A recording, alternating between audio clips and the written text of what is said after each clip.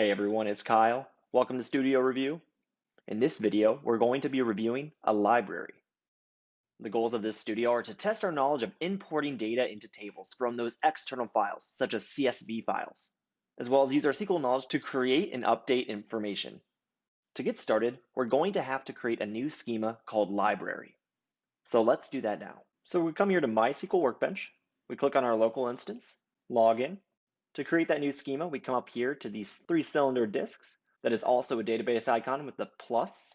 Click it, type in library, click apply. Click apply one more time, and we see that it was executed successfully. Continuing, we have 6 tables we need to create for this: book, author, patron, reference books, genre, and loan. The first one we'll create is book. In our instructions, we were given this query. We've seen most of this before. Create table book. Book ID is an integer, int, that is auto-incremented, which means that every time there's a new entry into the book table, the ID is incremented by 1, and then it sets the primary key using primary key as the keywords.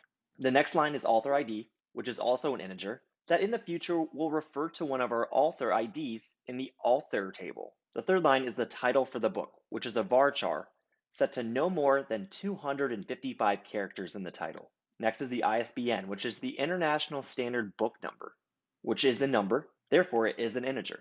After that is the availability, or available, which should be true or false, yes or no, which we know is a bool, or a boolean. Then finally is our genre ID, which is also set to an integer, that will relate to our genre table in the future. So let's build this table. We paste that query that was given to us in the studio into a new query window. We make sure that library is selected, and then we run the query. Once it's ran, we refresh our tables. We see that the book table is now created. Now that we've built the table, we have to bring in data. We can bring in data by creating a query like we have in previous studios and exercises, or we can load existing data in different formats. In this case, this studio provides us books.csv, which CSV stands for comma separated values. This is not the typical format for a database, but we are going to bring this into our database now using MySQL Workbench. In order to import the books.csv file into our table, we need to use the import wizard. So let's right-click on book, go to Table Data Import Wizard, and then it asks for the file path. I'm going to browse. Here I located my project folder. I see that there's 3 folders within it. I'm going to click on the one with Studio. And then we see that books.csv is here. I'm going to click Open, and then I'm going to click Next. We're going to use the existing table library.book, where library is the database name and book is the table name, and click Next. We're going to see that it imports each column from the CSV file. I see that this is correct, so I'm going to click Next. We see that these are the tasks that are going to be performed. Prepare the import and import the data file, both of which we want. So we'll click Next. It finishes performing those tasks, so we click Next one more time. We see that 35 records were imported, and click Finish. We now go back up, refresh our book table, and we see that all of that information from the CSV file has been imported into our books table. Awesome, this is exactly what we want to see. Now that we have our books information uploaded, let's move on to the author table. We use create table author ID, which is the integer, auto-incrementing, setting it to the primary key, the first name being a varchar set to 255 characters, as well as the last name. Then we set the birthday and the death day to a date. Then we'll upload this data from the provided CSV file as well. Go to my query window and paste in the provided query. Once done, we're going to run it and refresh our library schema. And we see that author was created. I'm going to use a little Hollywood magic to import all that information from the author CSV file a little bit more quickly. And done. Let's refresh our table, and we see that the author information has been populated. Next, we'll create the patron table. Using create table patron, the patron ID also being an integer, auto-incremented, and set to the primary key, with the first name and last name being a varchar, set to no more than 255 characters. And then we provide a loan ID, which is set to an integer. This loan ID will then be related to a row in the loan table, and we'll set up that relationship in the future. So let's load some patron data now using that provided CSV file. Let's paste in our patron query, run it, refresh our tables, and we see that the patron table has been created. Again, let's populate this quickly and finished. Let's refresh our table. patrons have been populated. Next is the reference books table. Here we create reference books with a reference ID that is an integer and auto-incremented set to the primary key, the edition of the book being an integer. Then we have a book ID, which is related to a row in the book table, but this is a relationship that we really want to keep an eye on. We need to make sure if a book is removed from the book table, reference books will be able to handle that. And when we want a strong relationship to exist between two tables, we create a foreign key.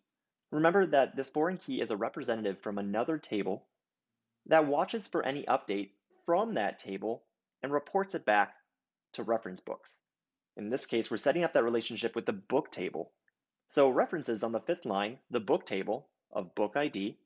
And then on the 6th line, it says that on update, set to null, meaning that if our book information is updated at all, it will remove this relationship between the reference book and the book ID. We do this because if it updates the book, it's probably not the same edition. Therefore, we no longer want this relationship to exist. Same with the 7th line, on delete, set to null. This is saying that if that book is removed from the book table, remove this relationship from this reference book. So let's build this now. We're going to paste in that query, run it again. After we run it, refresh the table again. The instructions tell us that we need to populate this table with the provided query, which is this, which we insert into the references book an addition with a book ID 32. We run this, view the reference books table, and we see that that has been inserted. Great, onto the genre table. The next table is the genre table. Here we'll be saving all the different genres of the books. We'll create the table genre ID, which is an int primary key that we won't be auto-incrementing this time. We'll provide our own ID, and then the genres, the varchar set to 100.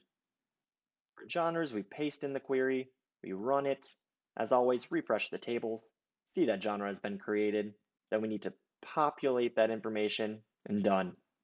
Then finally, we have the loan table. Here we'll create the loan ID, integer, auto-increment it, and set it as the primary key. We have the patron ID, which is an integer, which will relate to a patron in our patron table. The date out, as in when the book was checked out, which is set to a date. The date in, when it was checked back in, also set to a date. The book ID, which is an integer related to a specific book in our book table. And then again, we're building that strong relationship between this book ID in this loan table to a book ID in our book table by building the foreign key.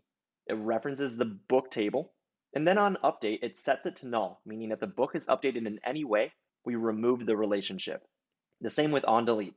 If this book is removed from the book table, set this book ID back to null. We no longer want this relationship to exist. So let's add this to our database. Let's paste in the loan query, run it once more, refresh our tables. We see that loan has been created, and then we're done. We've created all 6 tables. Now that we have our information in our table, let's do some warm-up queries.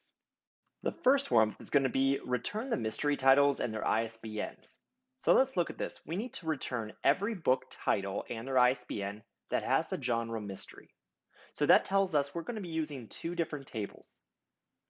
The book information, which holds the book title and the ISBN, and then the genre table that holds mystery, the genre name.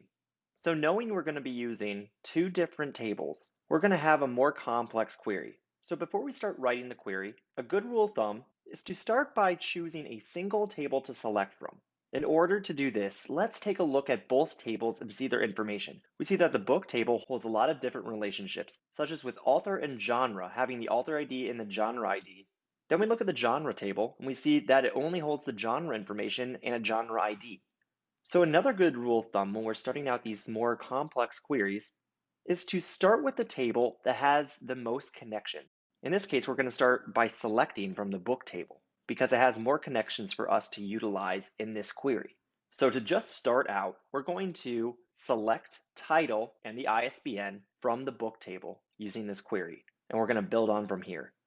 Knowing that the book table holds that genre ID and the genre ID relates to the genre table where mystery is kept, this is indicating to us that we need to use a join. And we need to join in the genre table using that genre ID. And we've done this previously. We're going to use an inner join on genre where the genre ID of the book matches the genre ID of the genre table. That's going to bring in that information we're going to need to find history. Finally, this warm-up is asking us just to return the books with the genre type mystery. So we need to make a conditional. When we need to make a conditional on a query, we use the keyword where. So we need to say where genres equals mystery. So let's try this out. We run this, and we see that we only get back 8 titles, exactly what we expect. Next up, we have to return the titles of the currently living authors with their names. So this means we have to return all the titles of the books with the author's first and last name that wrote them, of only the authors that are currently living. So this tells us we're going to use 2 tables, the book table and the author table. Again, we have to ask ourselves, which table are we going to use first? So we're going to look at them and ask which one has more connections. In this case, it's the book table again. This query is going to look a lot like the one we just did. We're going to select the title, first name, and last name from book. We enter join author to bring in that author information, where the author ID of the author table equals the author ID of the book. But we're missing one last thing. We're asked to only return the currently living authors. So to do this, we need to look at the death day. In our tables, if an author does not have a death day, we can assume that they're still living. Therefore, we can put that conditional onto this query to provide that. Now, it might be tempting to say where death day equals null. In Java and JavaScript, though this looks proper, in MySQL we actually can't do this. This will return nothing. Instead, we have to use another keyword. We have to use where death day is null to tell MySQL to look for only values that are absolute null. To show you the 2 examples, I'll paste in the query here and I'll type in where death day equals null. And we run it, and we see that nothing is returned, even though we know there's authors that are currently living with books in our book table. So let's switch the equal sign to is. We run it again, and then we get back the proper results. All right, now let's write some scripts, starting out with checking a book out. But before we do that, let's take a step back and review how do we create a MySQL variable. We use a specific character, the @ symbol, and then the variable name, as we see here in this example, @ my variable name. This tells our script that we're creating a variable to save some kind of information to use later. There are 2 specific ways to save information into these variables. The first one is using the keyword set. Set at my favorite number, for just an example, colon equals, don't forget about the colon in front of the equal sign, 7 semicolon. The second way is using that select keyword that we've seen many times, using the @ symbol my var or my variable name or whatever variable you want to set, colon equals book ID, the column you want to grab from a specific table, in this case, book. And then of course we have the conditional, where title equals the golden compass. So what this will do, will return the book ID for the golden compass and save it into my var. Now that we know how to do these variables, let's go ahead and start writing this script. We need to loan out a book, and we're given 3 tasks to complete. The first one is change the availability of the book to false. The second one is to create an entry in the loan table to record the checkout of the book. And finally, update the patron table with the loan ID. We need to make sure we maintain that loan ID inside of our patron table so we know who actually checked out that book. So before we do any of this, just like we did in past functions, in this script, we're going to have to define variables. Here, we want to define a book ID that we want to check out and a patron ID who's going to do it. In this case, I've just randomly chosen the golden compass, which is book ID number 3, and Tori Less, who is patron ID number 6. So now that we have our variables defined, let's change the availability of the golden compass to false. How we can use that is doing the update that we've seen previously, book, set available equal to false, where we're setting the availability equal to the Boolean false, where book ID equals @book ID, which @book ID is the variable we've defined at the very top. Second, we need to create an entry in the loan table. When we have to create an entry, we use that keyword insert into.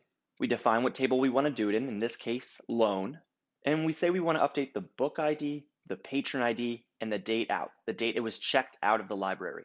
Then we pass in the values using the values keyword @book ID, which is the book variable that we define at the very top, @patron ID, which is also the variable we define on top, and then we use current date, that is a MySQL function, to return the current date in a date format. Finally, we need to update the patron table with the loan ID.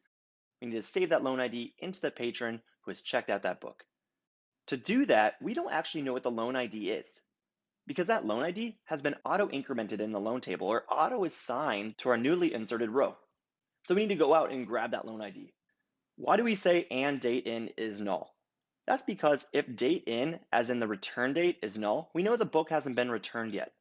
Once we select that loan ID, it's saved into our loan variable, at loan ID.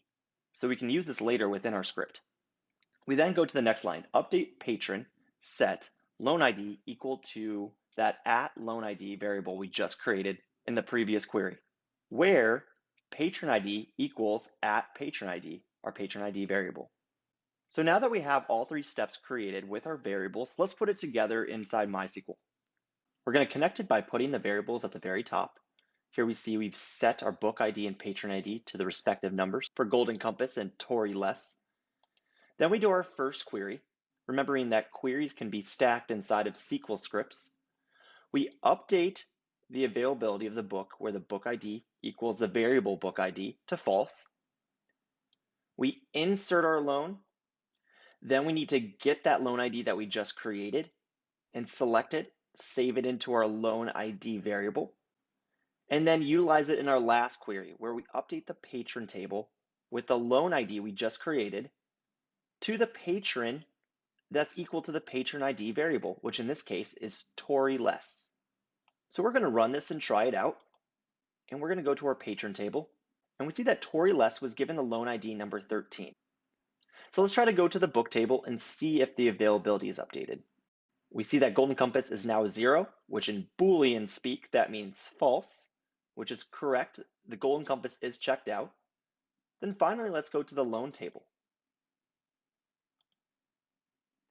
And we see that loan ID 13 has been inserted.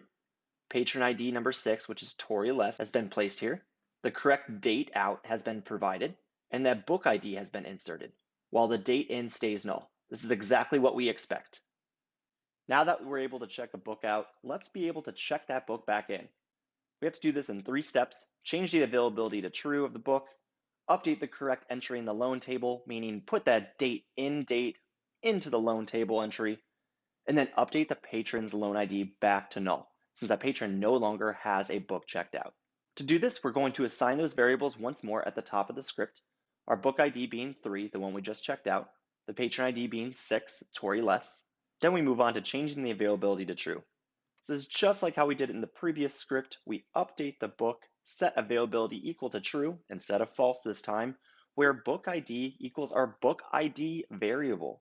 Next, we have to update the correct entry in the loan table. So this time again, we have to select that loan ID from the loan table where the book ID and the date in is null, meaning the book hasn't been checked in yet, to get our most recent loan for this book. This will create our at loan ID variable. When this loan ID variable is created, we can use it in the next query. Update loan set date in to our current date, which again is that MySQL function that returns today's date back into date in.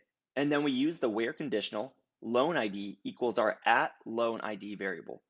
Finally, let's update the patron's loan ID back to null so this patron can rent another book in the near future. So we do this by update patron set loan ID equal to null, all caps, where patron ID equals at patron ID variable, which will be 6. So one more time, let's put it together. And then we're going to check out 5 different books from 5 different patrons to try out our queries to make sure they work. We place this query in here again, starting with the 2 variables, book ID set to 3 and patron ID set to 6, the Golden Compass and Tory Less respectively. Then we need to update the book's availability. We update book where the book ID is equal to our variable. Then we need to select the loan ID once more. We do that on line 6. We update that loan, and then we update that patron. So let's run this. We go to our patron table, and we see that Tory Less no longer has a loan ID associated to it. Perfect, it needed it to be set back to null.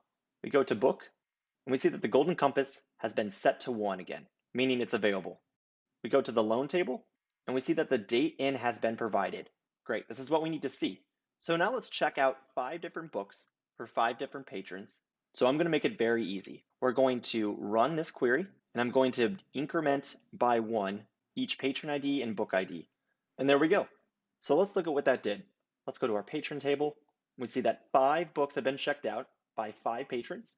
We go to our book table, we see that these 5 books have been checked out, which is what we expect. Finally, the loan table, we see that our first one that we did is still intact, while our 5 loans are all out with date in set to null.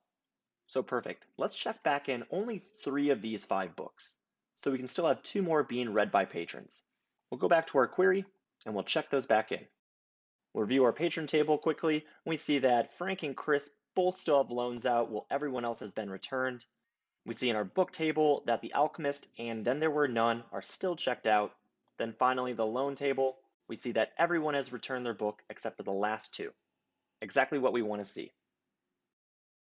Now that we're able to write scripts, let's do one more query where we're going to list the patron's book genre history.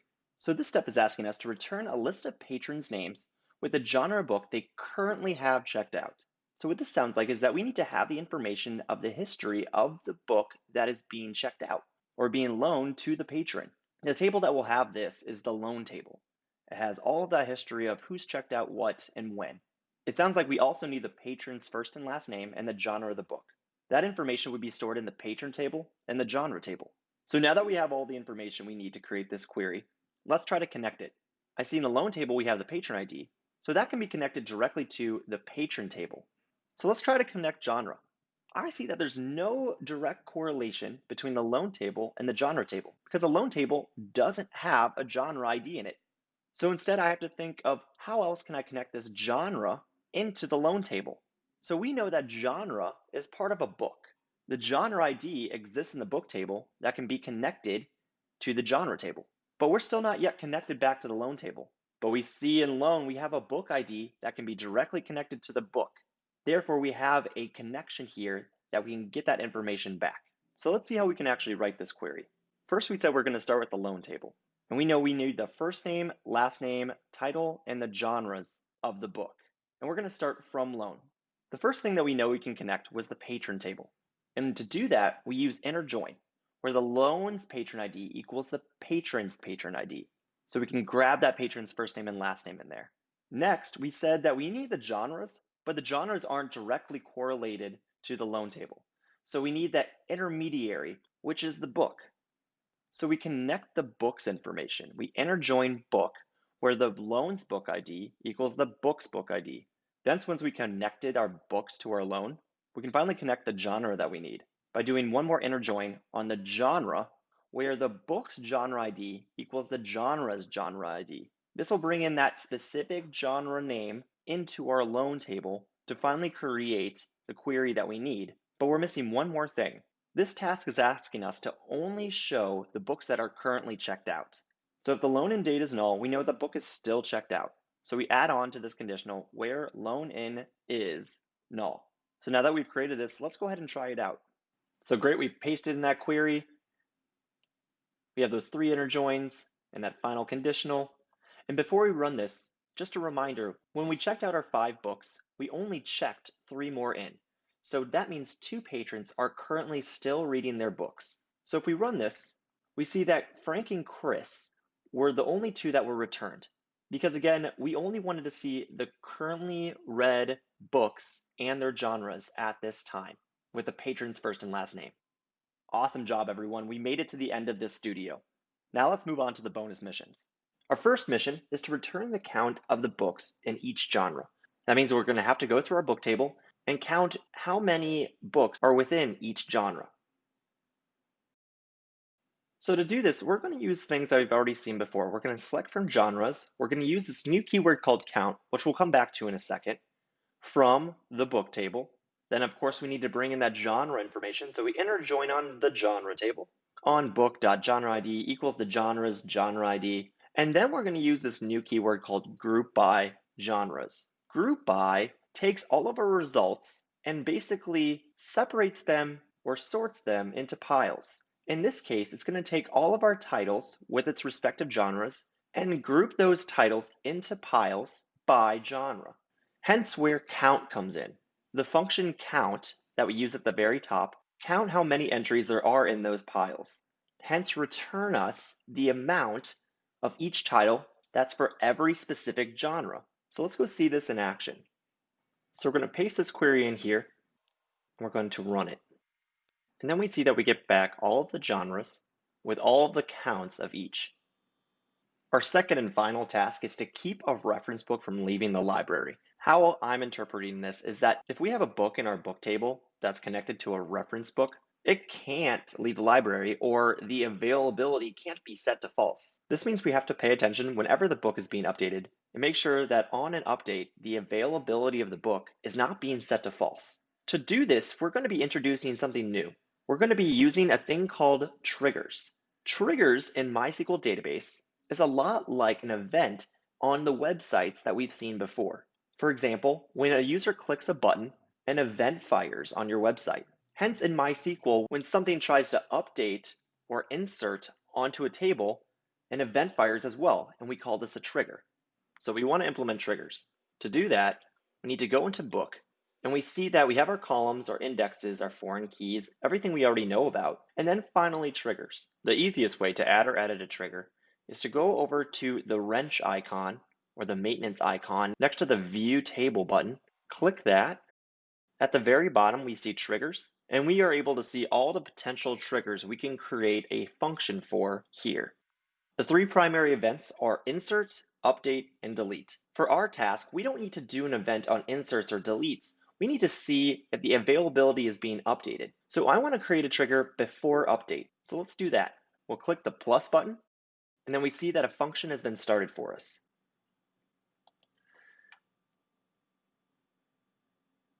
Now, the first thing I want to do